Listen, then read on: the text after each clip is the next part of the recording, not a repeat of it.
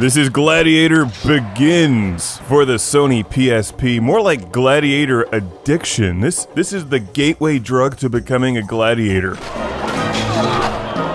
It's a simple game, but damn, is it addictive. It's the perfect PSP hack and slash fighting game, where you play as a gladiator and mercilessly pound your enemies into a bloody heap beneath the cheers and roars of a Roman crowd.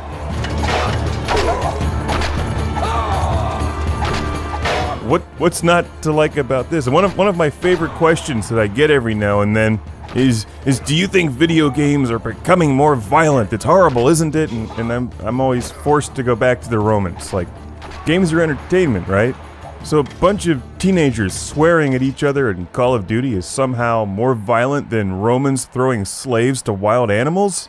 It usually stops the argument right there, but this game's got the best of both worlds, where it's video game violence and you're playing as gladiators slaughtering other gladiators, trying to work your way out of slavery. It's like Conan the Barbarian mixed with Gladiator in video game form. It's Gladiator Begins. From Axis and Acquire, look for this game if you have a PSP. Most places that throw out number ratings like I throw out copies of E.T. on the Atari will probably overlook this one because it is simple, but I think that's part of its strength. It's about button mashing and collecting weapons and armor, and it's just fun. What have the Romans ever done for video gamers? They've given us the aqueduct and gladiators.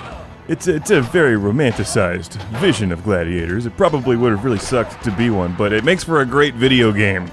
But I don't want to be eaten by a lion. Get in the ring! You start off by creating a gladiator using your gladiator construction tool. You can make a male or a female, change their skin color, give them some different hair. There's lots of different faces to choose from, and name them. My gladiator is named Doomgar from Germania, which is just outside Philadelphia.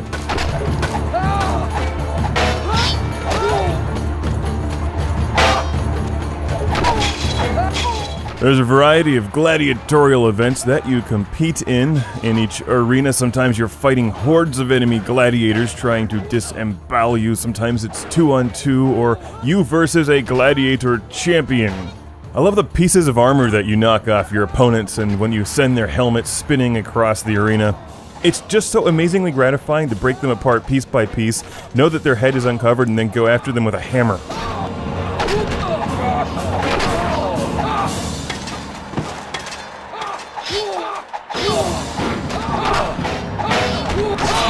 In addition to basic, fun, button-mashing style controls on the PSP, the other really fun part of this game is collecting. Because there's a wide variety of weapons that you win after each event, you can buy weapons and armor, you can even combine some of them. And if you get tired of just hitting people with a hammer and using a shield, you can mix it up, go with a spear. How about 2 knives? Maybe a trident or a chainsaw. The Romans were brilliant engineers after all. Let's change Doomgar's look and go with more of a Skeletor feel here. We'll deck him out in some heavier armor, and instead of fighting with a sword and shield style, I'm going to go with 2 short swords, which will give me slightly less defense, but it will be faster. As you play through the game, there's some light storytelling elements, but basically you're working to pay off your debt and free your slave. As you compete, your character levels up and increases his or her strength, vitality, and endurance. Gladiator Begins is just good old straightforward hack and slash beat 'em up style fun with gladiators. It's not much for music, it's not much for scenic backgrounds, but it's got it where it counts with decent visuals on the PSP and decent controls. It's not a groundbreaking game by any means, but it is fun. And notice that I have this guy's helmet knocked off. I'm not letting him get near his helmet to pick it back up, and he's not going to last long.